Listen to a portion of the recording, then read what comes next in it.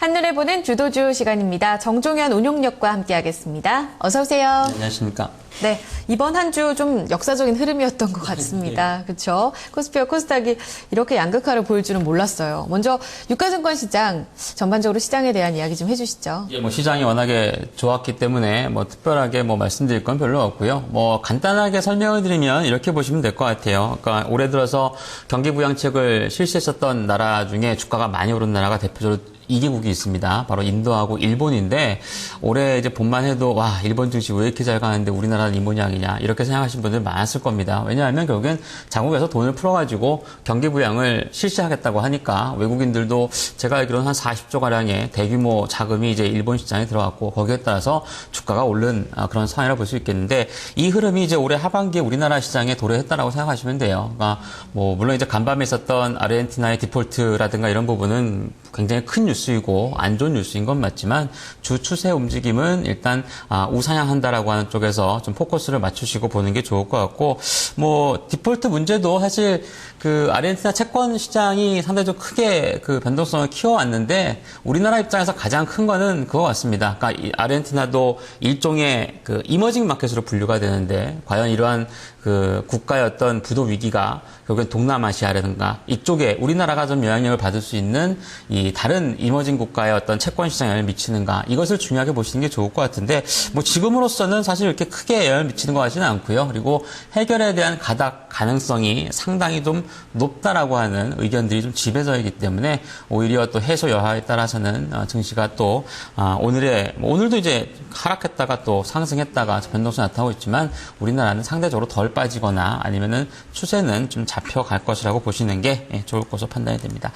자, 한 주간 동안에 말씀드린 것처럼 유가증권 시장은 굉장히 좋았는데요. 코스닥은 항상 분기 실적 발표할 때 즈음 해서 대규모 기관의 매도가 나온다거나 이런 식의 어떤 좀 변동성이 많이 나오는 때가 항상 있었습니다. 매 분기 살펴보시면. 그래서 그 과정을 좀 걷고 있다고 보시면 될 것 같고요.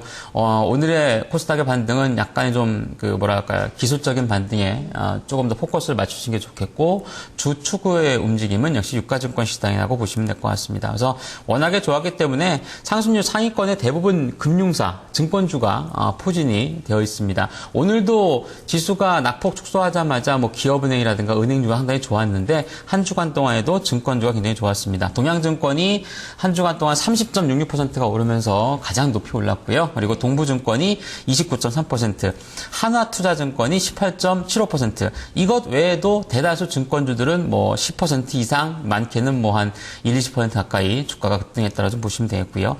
은행주 중에서는 우리금융이 한 12% 올랐는데 퍼센테이지는 우리금융이 제일 좋았는데요. 장중에 움직임을 보면은 거의 상한가 근방까지 왔었던 기업은행이 어떻게 보면 탄력이 더 좋았던 것 같습니다. 또 이제 고배당주, 이것도 정책 기대감인데 한국가스공사가 한 주간 동안 11.39%, 그 밖에도 SK텔레콤, 오늘 또 유플러스 같은 통신주들이 상당히 또 좋은 모습이라는 것도 결국엔 배당 정책에 대한 어떤 기대감 이런 것들이 반영이 되고 있다라고 볼 수 있을 것 같습니다. 네.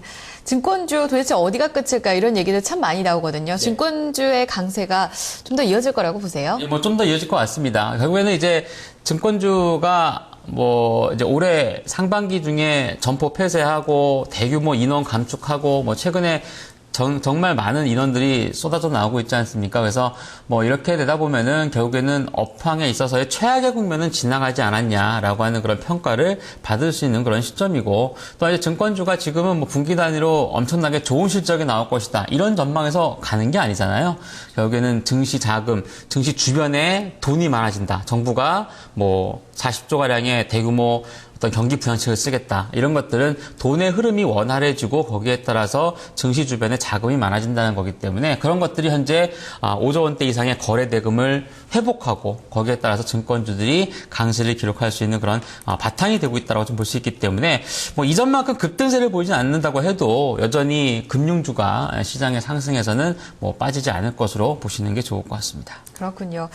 오늘 장에서는 소폭 조정이지만 그 추세는 여전히 이어질 것으로 말씀을 해주셨습니다. 그렇다면 이어서 코스닥 시장을 좀 봐야 될 것 같습니다. 많이 어려웠던 한 주였는데요. 상승률 상위 종목부터 한번 짚어주시죠. 예, 아마 좀 굉장히 어려웠을 것 같아요. 그러니까 어제까지만 해도 지수의 어떤 하락폭이 단기간에 거의 10% 가까이 이상 급락세를 보이다 보니까 개별 종목은 낮게는 한 뭐 7에서 10%, 많게는 한순간에 20-30%가 날아가 버리는, 뭐 잘 아시다시피 개인들의 신용 금액 자체가 어느 정도 꼭지를 찍었을 때 항상 코스닥 시장이 위험했던 경우가 많은데, 이번에도 결국에는 그 흐름이 나타났다 보시면 될 것 같고요. 유가증권 시장 중심으로 어떠한 정책 기대감으로 재편이 되다 보니까 결국에는 뭐 돈이라고 하는 것이 어느 정도 한정이 돼 있잖아요. 그러니까 증시 주변에 풀려 있는 돈 자체에 한정이 돼 있는데, 국내 기관이 갖고 있는 돈도 그렇고 새로운 자금이 들어오진 않고, 그러면은 좋아지는 유가증권 시장을 사야겠다. 그러면 팔 때는 코스닥밖에 없겠죠. 개별 종목에 하루에 몇백억씩의 기관 매도가 나오면 거의 하한가 근방까지 내려가는 건 뭐 시간 문제라고 보시면 될 것 같고, 그 흐름이 외국인과 기관 모두 뭐 하루에 거의 1,000억 가까운 매도를 보였던 만큼 급락할 수밖에 없었다라고 좀 보여집니다. 자, 일단 뭐 창조적인 파괴가 이어졌다고 보시면 될 것 같고요. 일단 뭐 기술적인 반등은 조금 나타날 것 같은데, 뭐 모두에 말씀드린 것처럼 시장의 중심축은 일단 유가증권 시장 중심으로 보시는 게 좋을 것 같습니다. 그래서 상승률 상위권에 있는 종목군들도 대부분 개별적인 어떤 재료를 갖고 있는 쪽이 좀 많다라고 보여집니다. 그 중에서도 드래곤플라이가 무려 54%나 급등세를 보여줬는데, 이 개별적인 재료가 작용해서 올랐다고 좀 볼 수 있겠는데요. 뭐 컴투스도 8.3%가 올랐습니다. 한 주간. 뭐 다른 게임주들도 뭐 일단 위메이드라든가 간간히 상승세를 보였던 것을 보면은 게임 업종 자체에 대한 어떤 실적 기대감은 여전하다라고 좀 볼 수 있을 것 같고요. 상보 같은 경우도 상당히 좋은 기업인데 뭐 그간의 주가가 좀 많이 내렸습니다만, 어제 장중 상한가를 진입했죠. 그러니까 좋은 재료가 좀 발표가 되면서 급등세를 보여줬고, 젠백스가 15%대, 그리고 삼성 LNS, 뭐 또 제약 바이오 쪽에 있는 종목군들이 10% 이상의 상승률이 유지되는 모습이었습니다. 그렇군요.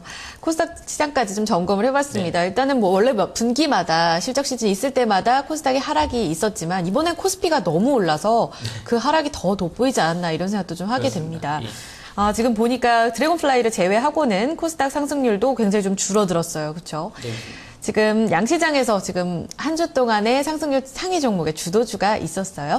네, 일단 뭐 상승률 상위권에 있는 종목군 중에서는 증권주를 비롯한 금융사 종목군들이 가장 큰 주도였다고 보시면 될 것 같고요. 그리고 배당주도 사실 뭐 통신 관련 종목군들을 사실 개인 투자자가 잘 거래를 하지 않잖아요. SK텔레콤 같이 뭐 10몇만 원대 있는 종목이라든가, 뭐 그나마 이제 LG U+라든가 이런 건 하게 될 텐데, 결국에는 정책상에 있어서의 고배당을 이제 배당 정책에 대한 어떤 유도 자체가 하반기 정책의 어떤 핵심이라는 점을 감안해 본다면, 뭐 전반적인 유동성 확대에 대해서의 금융주 쪽 움직임, 그리고 정책상에 있어서의 변화 과정에 있어서는 역시 고배당 관련 종목군들을 하반기 주도주로 보시는 게 좋을 것 같습니다. 네, 향후 주목해야 될 주도 종목 한 가지 또 소개를 해주시죠. 네, 오늘 하이트 진로를 갖고 왔는데요. 사실 이제 올해 2분기까지 실적이 좀 안 좋을 거다라는 전망의 주가가 좀 많이 내렸던 기업입니다. 한 주간 동안은 6% 정도 올랐고요. 오늘도 한 2% 정도의 상승을 기록하고 있는데, 항상 이쯤 되면은 사실 뭐 이전보다 먼저 좀 올랐어야 돼요. 왜냐하면 한참 이제 여름철 시즌이 돌아오면서 맥주 판매량의 증가라든가, 올해는 특히나 이제 월드컵을 비롯해서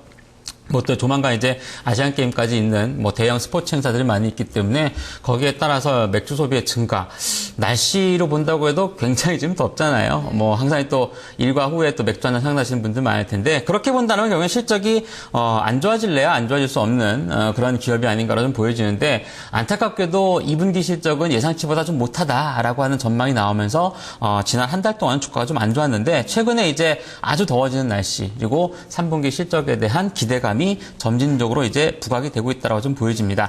해당 기업은 이제 뭐 맥주 시장의 어떤 점유율이 증가를 하고 있다는 점이라든가, 또 이제 자산 매각에 따른 어떤 재무 안정성을 확보할 것으로 전망이 되고, 상황에 따라서는 뭐 하반기 고배당에 대한 기대감이 유지가 될 가능성이 크다라고 좀 보여집니다.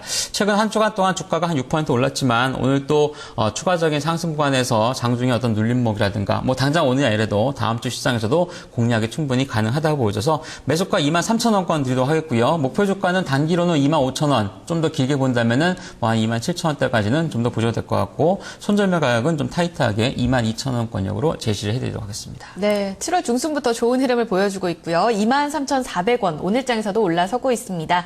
단기적으로 25,000원, 길게 본다면 27,000원 목표 주가 제시되고요. 손절가 22,000원으로 가져오셨습니다. 자, 하이트진로 앞으로의 또 흐름에도 주목을 해보도록 하겠습니다. 한 주 동안의 흐름 말씀 잘 들었습니다. 감사합니다.